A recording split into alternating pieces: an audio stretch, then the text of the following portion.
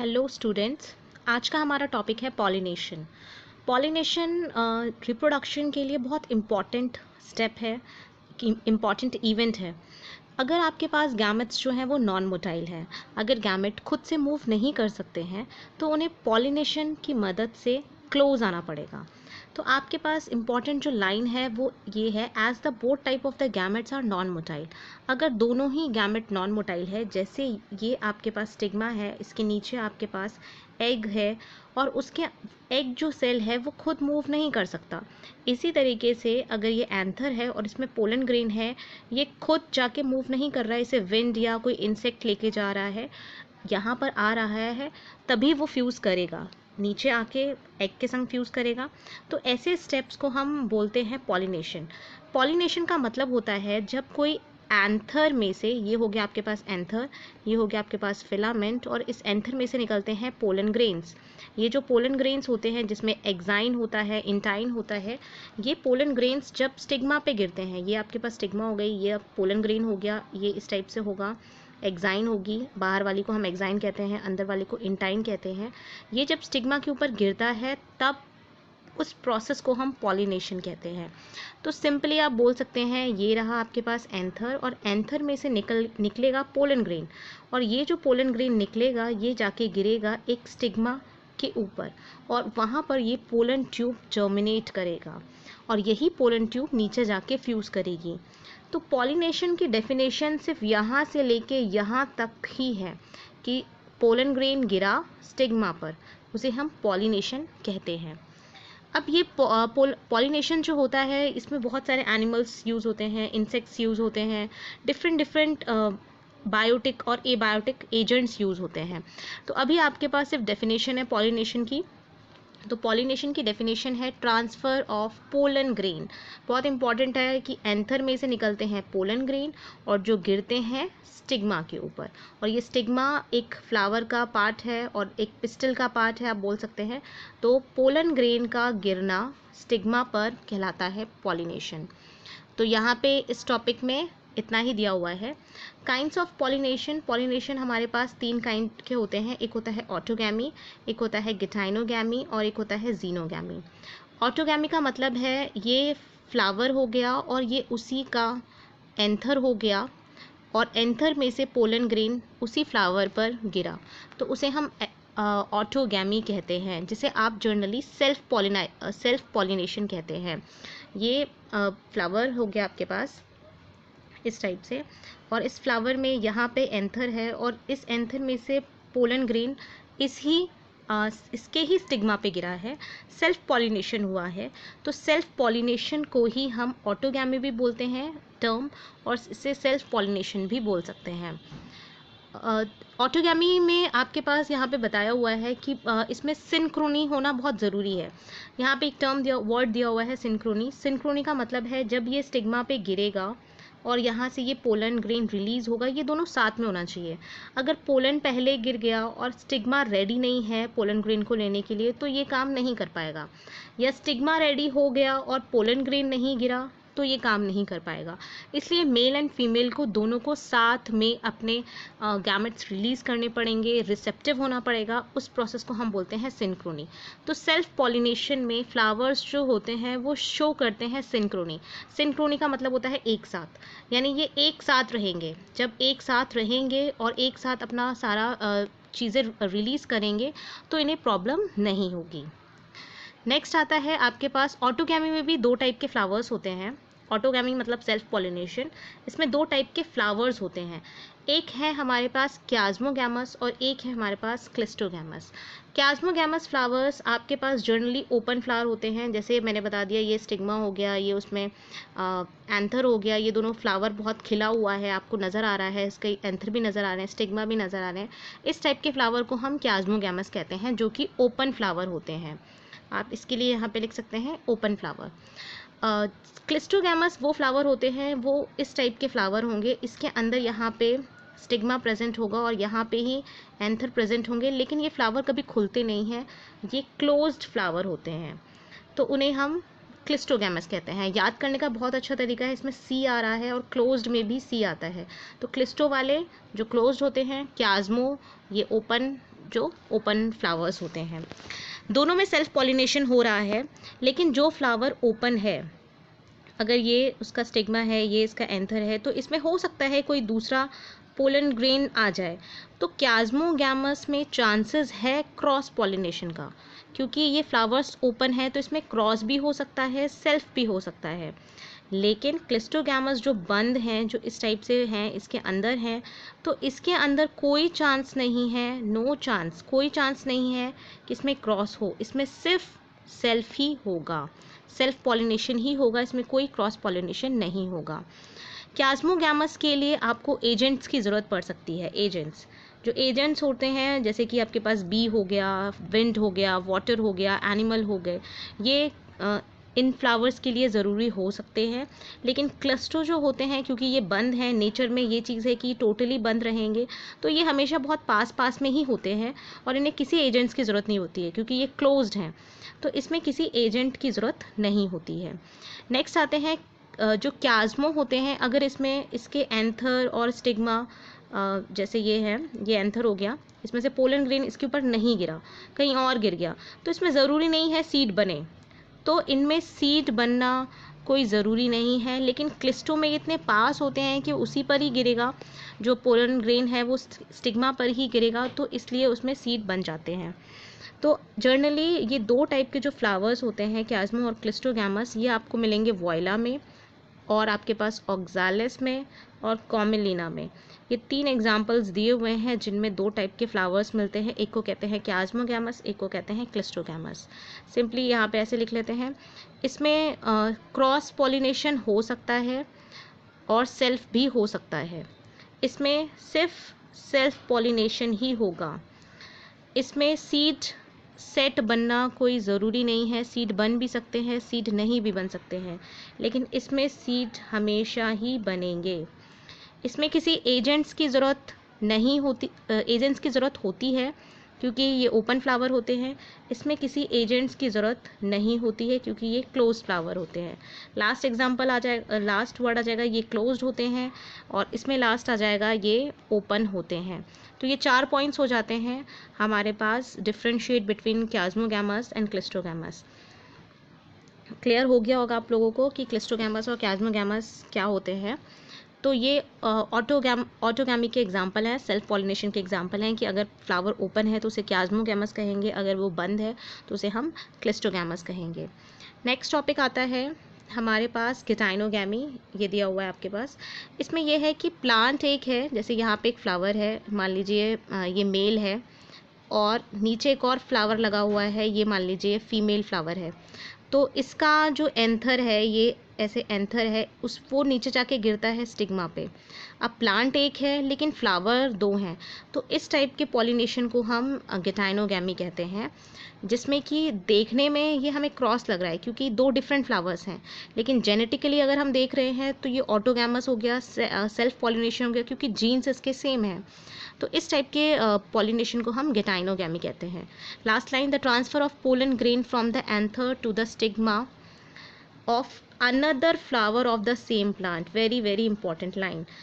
Plant एक है और फ्लावर 2 हैं, जैसे ये मेल हो गया और नीचे आपका फीमेल हो गया, यहाँ से यहाँ पर ये पॉलिनेशन कर रहा है।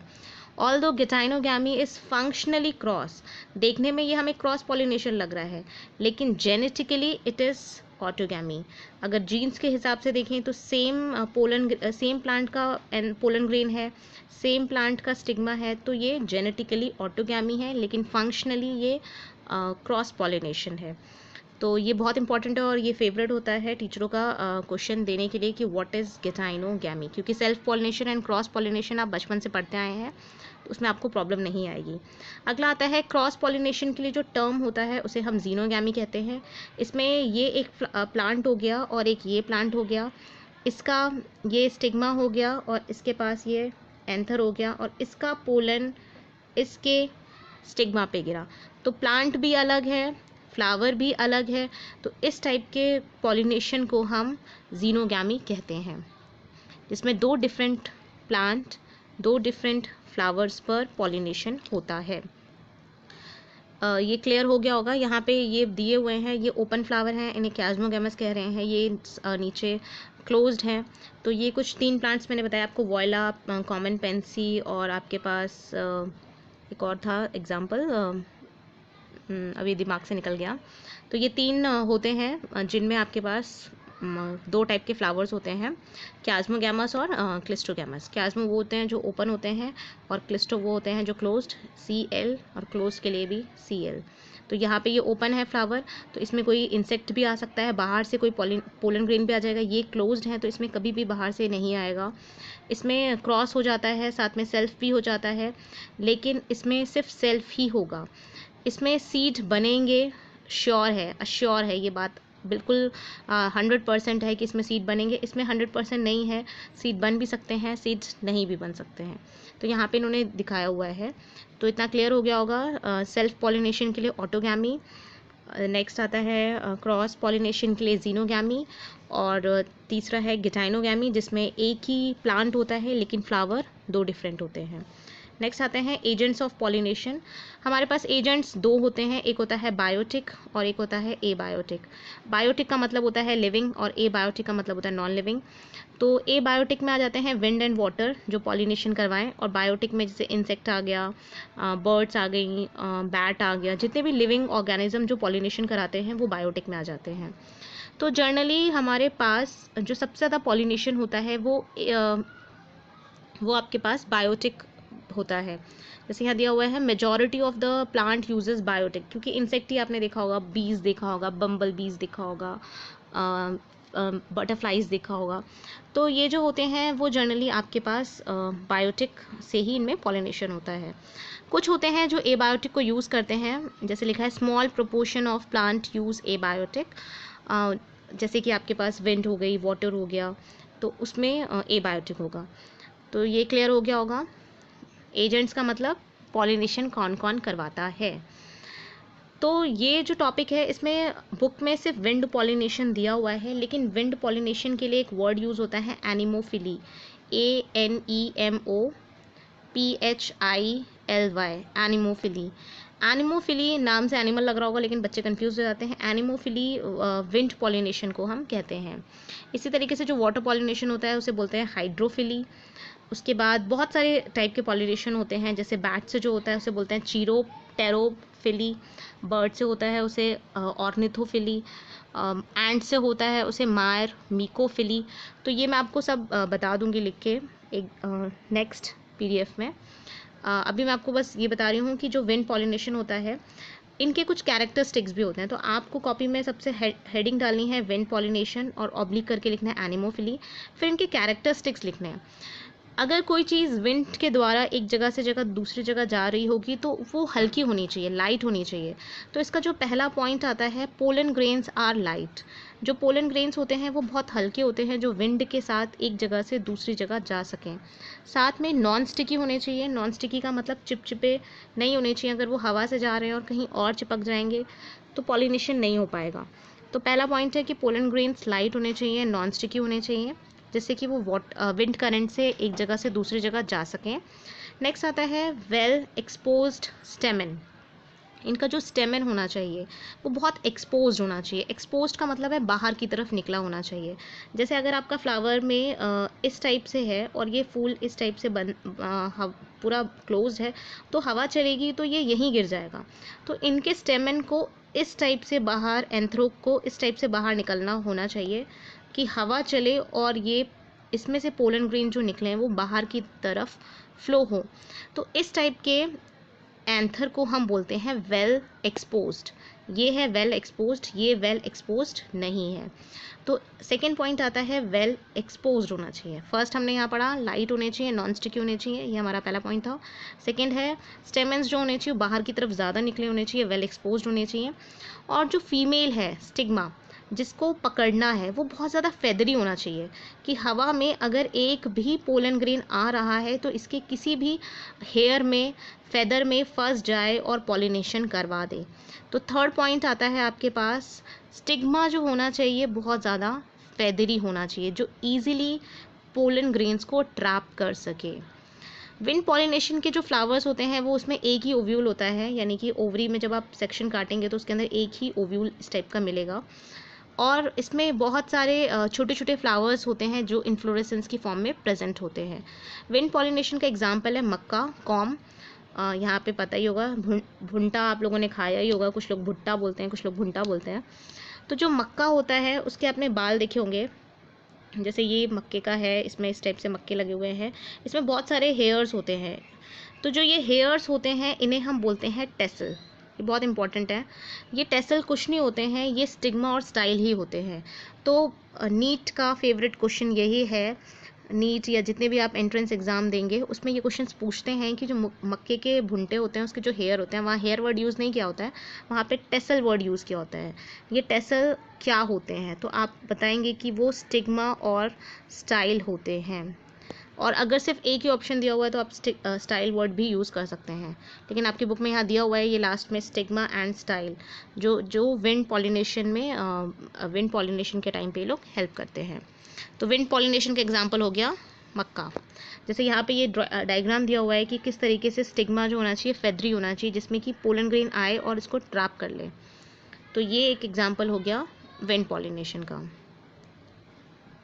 नेक्स्ट आता है वाटर पॉलिनेशन। तो वाटर पॉलिनेशन का यहाँ पे इन्होंने बताया हुआ है कि जो वाटर पॉलिनेशन होता है बहुत रेयर होता है, और इसमें 30 जेनरा आते हैं, जीनस जो होते हैं वो 30 आते हैं, और ज़्यादातर मोनोकॉट्स में ही होता है। और पानी की ज़रूरत उन्हें होती है, जैसे आपके लोअर प्लांट्स हो गए, एल्गी हो गया, ब्रायोफाइट्स हो गया, टेरिडोफाइट्स हो गया, इनको पानी की बहुत ज़रूरत होती है अपना रिप्रोडक्शन करवाने के लिए, क्योंकि ये एक्सटर्नल फर्टिलाइजेशन करते हैं। वाटर पॉलिनेशन के दो एग्जाम्पल हैं, वेलिस्नेरिया और हाइड्रिला। ये फ्रेश वाटर है, यहाँ पे बहुत इंपॉर्टेंट है, आपको पता होना चाहिए ये फ्रेश वाटर के एग्जाम्पल हैं, तो आप इस दोनों को ब्रैकेट में बंद करके यहाँ पे साइड में लिख सकते हैं फ्रेश वाटर। और एक और एग्जाम्पल दिया हुआ है जूस्टेरा, ये जो है ये मराइन वाटर, यानी ये नमक के पानी में मिलेगी, और वेलिस्नेरिया और हाइड्रिला जो है वो आपको फ्रेश वाटर में मिलेंगे। तो ये एक्वेटिक प्लांट्स के नाम हैं जिनमें वाटर पॉलिनेशन होता है। तो अगर आपसे पूछेंगे वाटर पॉलिनेशन किस में होता है, वाटर पॉलिनेशन को हाइड्रोफिली कहते हैं, HYDROPHILY, हाइड्रोफिली। हाइड्रो बहुत इजीली अंडरस्टूड है, वाटर के लिए यूज़ होता है। तो हाइड्रोफिली वाटर में आपके पास दो प्लांट्स हो गए, एक वेलिस्नेरिया हो गया, एक हाइड्रिला हो गया, जो फ्रेश वाटर में मिलेंगे, और जूस्टेरा जो है वो मराइन वाटर में मिलता है, ये हमेशा याद रखना है। ये तीनों सी ग्रासेस हैं। अगला आता है, कुछ प्लांट ऐसे होते हैं, ज़रूरी नहीं है हर प्लांट जो पानी में है उसमें पानी से ही पॉलिनेशन हो। कुछ प्लांट ऐसे होते हैं जिनमें जो पानी में रहते हैं लेकिन उनके फ्लावर जो होते हैं बहुत कलरफुल होते हैं, बहुत सारा नेक्टर होता है, और उनमें पॉलिनेशन वाटर से नहीं होता है, इंसेक्ट से होता है। जैसे आपने लोटस देखा होगा, लोटस कितना कलरफुल होता है। कलर जब भी किसी फ्लावर में बहुत कलर हो, बहुत खुशबू हो, इसका मतलब वो इंसेक्ट को अट्रैक्ट करने के लिए है। तो कुछ प्लांट्स ऐसे होते हैं, जैसे हमारा वाटर हाइसिंथ, जल कुंभी कहते हैं जिसे, टेरर ऑफ बंगाल चैप्टर 1 में भी पढ़ा था, जो पानी में से सारी ऑक्सीजन ड्रेन कर लेता है। इसके फ्लावर पर्पल कलर के होते हैं। वाटर लिली, जैसे आपके पास कमल होता है, इसी तरीके से वाटर लिली होती है। तो ये जो प्लांट्स होते हैं इनके फ्लावर्स जो होते हैं वो पानी से ऊपर आ जाते हैं, वेरी वेरी इंपॉर्टेंट क्वेश्चन। और ये इंसेक्ट से पॉलिनेटेड होते हैं या फिर विंड से होते हैं। क्वेश्चन में यही आएगा आपके पास कि वाटर हाइसिंथ और वाटर लिली पानी में रहते हैं लेकिन उनमें पॉलिनेशन पानी से नहीं होता है, गिव रीज़न। तो आपको इसका रीज़न देना पड़ेगा कि इनके फ्लावर्स जो होते हैं वो पानी के ऊपर आ जाते हैं, वो बहुत कलरफुल होते हैं, और वो इंसेक्ट या फिर विंड से पॉलिनेटेड होते हैं। तो ये है वाटर पॉलिनेशन का टॉपिक। इन्होंने एक एग्जाम्पल समझाया हुआ है वेलिस्नेरिया का। वेलिस्नेरिया का डायग्राम आपको नेक्स्ट पेज पे मिल जाएगा। इसमें क्या होता है कि जो फीमेल फ्लावर होती है वो सरफेस पे पहुंच जाती है और मेल फ्लावर नीचे होता है। मेल फ्लावर पानी की करंट के साथ बहता बहता हुआ फीमेल तक पहुंच जाता है और फर्टिलाइजेशन करता है। एक बार मैं रीड कर देती हूँ यहाँ पे, उसके बाद आपको नेक्स्ट पेज पे से क्लियर से समझा दूंगी। In Vallisneria the female flower reach to the surface of water by a long stalk. ये जो फीमेल होती है ये एक लंबी डंडी से सरफेस तक पहुंच जाती है, जैसे ये पानी का सरफेस हो गया, यहाँ तक पहुंच जाएगी। एंड द मेल फ्लावर और the pollen grain release on to the surface of the water. और जो मेल होता है वो आपके पास सरफेस पे या कैसे भी कहीं पे भी रिलीज होके वो फीमेल के तक पहुंच जाता है। They are carried passively by water currents. जैसे आपने कभी पानी में पत्थर मारा होगा तो आपने देखा होगा वाटर करेंट्स बनती जाती हैं और आपकी रिंग बड़ी होती जाती है। इसी तरीके से जब ये पानी में आता है ये मूव करता हुआ फीमेल तक पहुंच जाता है। और इनके जो पोलन ग्रेन्स होते हैं वो इतने उनके ऊपर एक कवरिंग होती है जिसकी वजह से वो गीले नहीं होते हैं, और इस कवरिंग को कहते हैं म्यूसिलेजिनस कवरिंग। तो यहाँ पे ये लिखा हुआ है कि ये स्टिग्मा तक पहुँच जाता है और इस तरीके से इसमें पॉलिनेशन होता है। नीचे आपके पास दिया हुआ है कि ये पानी में रिलीज़ हो जाता है पोलन ग्रेन्स। इसमें ये लॉन्ग हो सकते हैं, रिबन हो सकते हैं।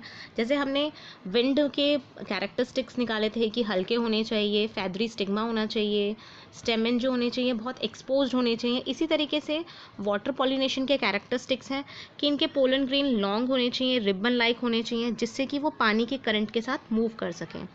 नेक्स्ट आता है इनके पोलन ग्रेन्स के ऊपर एक कवरिंग होती है जिसे म्यूसिलेजिनस कवरिंग कहते हैं, अभी मैंने बताया, जिससे कि वो गीले नहीं होते हैं। वेटिंग का मतलब गीले ना होना, इन्हें गीले होने से बचा लेते हैं ये कवरिंग।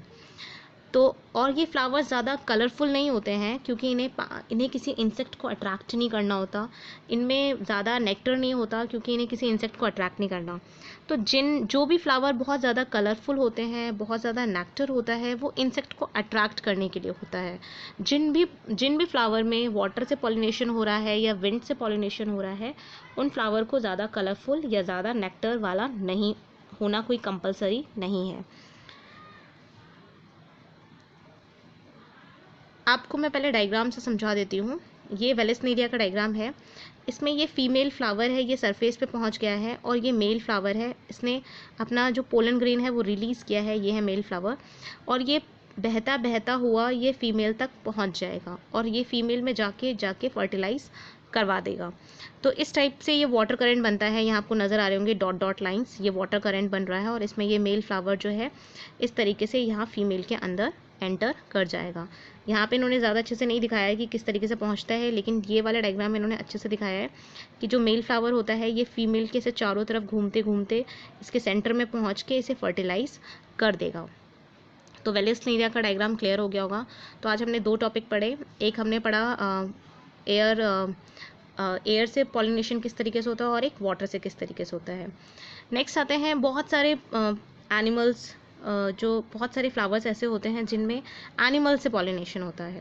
जैसे मैंने बताया ये दोनों तो एबायोटिक कंपोनेंट्स में आ गए। जो अभी हमने पढ़ा था एजेंट्स में हमने दो चीज़ें पढ़ ली, एक वाटर पढ़ लिया और एक हमने विंड पढ़ ली।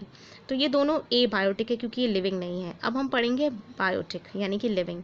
तो लिविंग में बटरफ्लाइज होती हैं, बीज होती हैं, बीटल्स होते हैं, वास्प, एंट, मॉथ, बर्ड्स, हमिंग बर्ड्स, ये सब एजेंट्स हैं। बीज आपको पता ही होगा, मधुमक्खी, बटरफ्लाई पता ही होगा, तितली। फ्लाइज छोटे छोटे कीड़े होते हैं, बीटल्स जिनके ऊपर ऐसे मार्किंग्स होती हैं, अलग अलग टाइप के कीड़े होते हैं। जैसे लेडी बग भी एक टाइप का बीटल है। बीटल में बहुत सारी वैरायटीज़ होती हैं। वास्प पीली वाली ततैया बोलते हैं जिसे, एंट, चींटी, मॉथ जो होती है वो बटरफ्लाई की तरह ही होती है, लेकिन जब वो बैठती है तो उसके पंख इस टाइप से होते हैं और बहुत गंदी सी लगती है, ब्राउनिश कलर की होती है इस टाइप से। और बटरफ्लाई जब बैठती है तो उसके पंख इस टाइप से बनते हैं।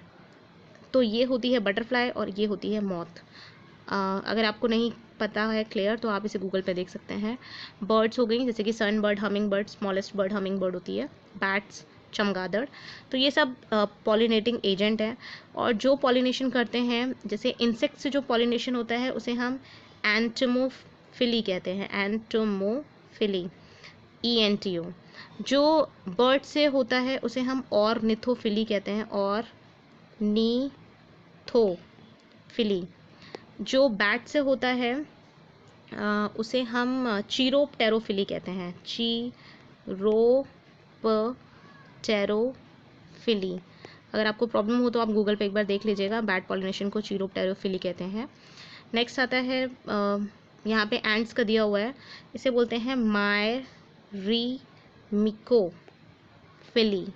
ये भी देख लीजिएगा और इसके एग्जांपल्स आपको दिख जाएंगे। जैसे आपने देखा होगा बबूल पे बहुत सारी चींटियाँ घूमती रहती हैं, तो तो जो चींटियाँ होती हैं वो पॉलिनेशन का काम कर रही होती हैं, तो इसलिए तो ये सारे नाम आप एक कॉपी पे एक साइड में सिंपल नेम लिख कर और उसमें उसके साइड में ये नाम लिख कर इसे याद कर लीजिए, क्योंकि ये मैचिंग के लिए आते हैं। नेक्स्ट आते हैं कुछ प्लांट्स होते हैं, उस वो बड़े बड़े एनिमल से भी पॉलिनेशन होता है। जैसे कि आपके पास हो गया जो पेड़ पे रहते हैं उन्हें हम एबोरल कहते हैं, जो ट्री ड्वेलिंग होते हैं। जैसे कि बंदर पेड़ पे रहता है, चिड़िया रहती है, तो ये ट्री ड्वेलिंग हो गए। रोडेंट्स मतलब चूहे टाइप के। रेप्टाइल्स जैसे आपके गार्डन लिजर्ड, आपने गिरगिट देखा होगा। गिरगिट हमेशा पेड़ों के साथ रहता है। तो इसी तरीके से ये गार्डन लिजर्ड और इनको आप गूगल पे देख लीजिए, जिनको होते हैं ये इस टाइप के पॉलिनेशन कराने में मदद करते हैं। बहुत सारे सीड्स ऐसे होते हैं जब तक वो किसी बर्ड के स्टमक में जाके क्रश नहीं होंगे तब तक वो जर्मिनेट नहीं होंगे। जिस तरीके से अमरूद का सीड, वो जब तक किसी बर्ड के बीट में रिलीज़ होके ज़मीन पे नहीं गिरेगा तब तक वो जर्मिनेट नहीं होगा, क्योंकि इसकी सीड की जो आउटर कवरिंग होती है वो बहुत ज़्यादा टफ होती है। तो इस तरीके से ही पॉलिनेशन में भी, वो तो सीड हो गया डिस्पर्जल, उसी तरीके से पॉलिनेशन में भी बहुत सारे एनिमल्स जो होते हैं वो पॉलिनेशन करते हैं। कुछ प्लांट पे कुछ पर्टिकुलर एनिमल ही पॉलिनेशन करते हैं या कुछ पर्टिकुलर इंसेक्ट ही पॉलिनेशन करते हैं। अगर वो इंसेक्ट उस प्लांट पे नहीं होगा तो पॉलिनेशन होने का कोई फ़ायदा नहीं है। तो ये इस टाइप के टॉपिक हो गया। इतना क्लियर हो गया होगा आपको। ये डायग्राम दिया हुआ है, जैसे कि ये इंसेक्ट का पॉलिनेशन हो रहा है, वेलेस्नेरिया का मैंने आपको क्लियर कर ही दिया। उसके बाद आता है ये पॉलिनेशन जो होता है ये एनिमल्स फ्री में नहीं कर रहे हैं, ये अपनी सर्विस देने का कुछ चार्ज भी लेंगे। जैसे हम कोई काम फ्री में नहीं करते हैं, लेकिन मैं आपको फ्री में पढ़ा रही हूँ जोक्स अपार्ट। लेकिन कोई भी काम, कोई भी इंसान, कोई भी चीज़ फ्री में नहीं करता है, उसके लिए वो कुछ ना कुछ सर्विस चार्ज लेता है। तो इसी तरीके से इंसेक्ट जो होते हैं वो फ्री में फ्लावर्स का पॉलिनेशन नहीं करते हैं। उसके बदले में फ्लावर उनको बहुत सारी चीज़ें देते हैं, जैसे कि नेक्टर। नेक्टर हो गया फूलों का रस। तो अगर कोई इंसेक्ट फ्लावर पर आकर उसका पॉलिनेशन करवा रहा है तो बदले में वो फूलों का रस ले रहा है। तो इस तरीके से वो पॉलिनेशन में मदद करते हैं। लेकिन कुछ लोग थोड़े कॉन्प्रेस, थोड़े चोर टाइप के कैटेगरी के लोग होते हैं, जो क्या करते हैं, चीज़ों को ले भी लेते हैं और उसके बदले में पॉलिनेशन भी नहीं कराते हैं। तो ये वाला टॉपिक आपको नीचे मिलेगा। और जितने भी फ्लावर होते हैं जिनमें खुशबू होती है, जिनमें बहुत सारा रस होता है, अट्रैक्ट करते हैं। बहुत बड़े बड़े फ्लावर्स होते हैं, कलरफुल होते हैं, फ्रेगरेंस, खुशबू होती है, नेक्टर प्रेजेंट होता है, वो इंसेक्ट को अपनी तरफ अट्रैक्ट करते हैं जिससे कि पॉलिनेशन हो। लेकिन हर बार ऐसा नहीं होता। कुछ फ्लावर्स ऐसे भी होते हैं जिनमें से बहुत गंदी स्मेल आती है, जैसे कि रफलेशिया। आपने सुना होगा, दुनिया का सबसे बड़ा फ्लावर होता है, इस टाइप से होता है रफलेशिया, जो 1 मीटर तक हो सकता है, इसका जो डायामीटर है। और इसमें से बहुत गंदी स्मेल आती है, सड़े हुए टमाटर, अंडे, मीट, इस टाइप की स्मेल आती है।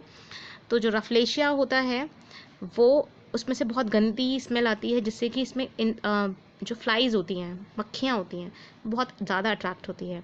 तो कुछ लोगों को खुशबू पसंद होती है, कुछ लोगों को बदबू पसंद होती है। तो जो हमारी फ्लाइज और बीटल्स हैं, इन्हें फाउल ऑर्डर यानी कि गंदी स्मेल पसंद होती है और ये पॉलिनेशन करवाती हैं उन फ्लावर्स में। तो इसका एग्जांपल हो जाएगा रफलेशिया। रफलेशिया जो होता है वो दुनिया का सबसे बड़ा फ्लावर है, लेकिन कोई फ़ायदा नहीं इतना बड़ा फ्लावर होने का, क्योंकि उसमें से बहुत गंदी स्मेल आती है। तो आई होप यहाँ तक क्लियर हो गया होगा। नेक्स्ट आता है, इस टॉपिक में वही बताया कि कोई भी काम फ्री में नहीं होता, उसके बदले रिवॉर्ड लिया जाता है। रिवॉर्ड में जनरली नेक्टर दिया जाता है, लेकिन नेक्टर जो होता है वो उनकी बॉडी पे, जैसे कोई फूल का रस लेने आते हैं तो उनकी बॉडी पे स्टिक, जो पोलन ग्रेन्स होते हैं वो स्टिक हो जाते हैं, चिपक जाते हैं। और जब वो दोबारा किसी दूसरे फ्लावर में रस लेने जाते हैं तो वहाँ पे वो अपने पोलन ग्रेन्स को झाड़ देते हैं, जिससे कि पॉलिनेशन हो जाता है। उसके बाद यहाँ पे यह बताया हुआ है कि जो दुनिया का सबसे लंबा, ये तो हमने बात की बड़े फ्लावर की जिसका नाम रफलेशिया है, जो आपके पास साइज़ में बड़ा है 1 मीटर, लेकिन लेंथ में देखा जाए, लॉन्गेस्ट ऐसे देखा जाए, टॉलेस्ट देखा जाए, टॉलेस्ट देखा जाए, उसका नाम है अमॉर्फोफेलस, जो कि 6 फीट तक हो सकता है। तो यहाँ पे ये नाम दिया हुआ है अमॉर्फोफेलस। ये पेज टर्न हो जा रहा है, अब देख लीजिए, AMORPHOPHALLUS। एमोफोफिलस होता है, ये 6 फीट तक होता है हाइट में। आप इसको ज़रूर गूगल पे सर्च करें और आप देखेंगे कि लोगों की हाइट और फ्लावर की हाइट सेम है। तो ये बहुत ही सुंदर फ्लावर है, इसको ज़रूर गूगल पे सर्च करिए। तो ऐसे भी कुछ फ्लावर्स होते हैं जो पूरे फ्लावर ही हैं और हाइट में इतने लंबे कि 6 फीट तक पहुंच जाते हैं। एक और प्लांट की बात की है यहाँ पे, युक्का और मॉथ। इनकी दोस्ती भी बहुत इम्पॉर्टेंट दोस्ती है। अगर जो फ्लावर होता है इसका नाम है युक्का, और मॉथ मैंने अभी आपको बताया बटरफ्लाई की तरह होती है, इस टाइप से बैठती है। तो ये मॉथ जो होती है वो युक्का के प्लांट में अपने अंडे दे देती है, और ये दोनों एक दूसरे के बिना अपनी लाइफ साइकिल कंप्लीट नहीं कर सकते, क्योंकि इसके अंडे इसके अंदर जब ये इसमें पॉलिनेशन के लिए आती है तो अपने अंडे इसके अंदर देती है, और जब इसका पॉलिनेशन होता है, ये फ्रूट बनता है, तो इसमें से ये जो मॉथ होती है वो रिलीज आउट होने लगती है। इसके लार्वा इसके ओवरीज में डेवलप होते हैं। मैं आपको बताती हूँ एक बार यहाँ पे, yucca and moth have both species जी cannot complete their life cycle without each other. ये एक दूसरे के बिना अपनी लाइफ साइकिल कंप्लीट नहीं करते हैं। जो मॉथ होती है, जो बटरफ्लाई की तरह दिखती है, वो अपने अंडे ओवरी में दे देती है इस फ्लावर की। जैसे ये फ्लावर हो गया, इस फ्लावर की जो ओवरी होगी उसमें अपने अंडे दे देगी, और इस इन अंडों में से लार्वा निकलेंगे, और वो लार्वा धीरे धीरे मॉथ बनने लगेंगे। जब ये फ्रूट गिरेगा कभी ज़मीन पे, फटेगा, जनरली फ्रूट पकने के बाद फट जाते हैं, तो उसमें से जो मॉथ्स होती हैं वो रिलीज़ आउट हो जाती हैं। तो ये बहुत अच्छा फैसिनेटिंग दोनों की लाइफ साइकिल है। तो आप इनके भी गूगल पे फ़ोटोज़ ज़रूर देखिएगा, लेकिन एमोफोफिलस ज़रूर देखिएगा। Okay, thank you. आज मैं आपको यहीं तक बता रही हूँ। आई होप आपको क्लियर हो गया होगा। Thank you so much.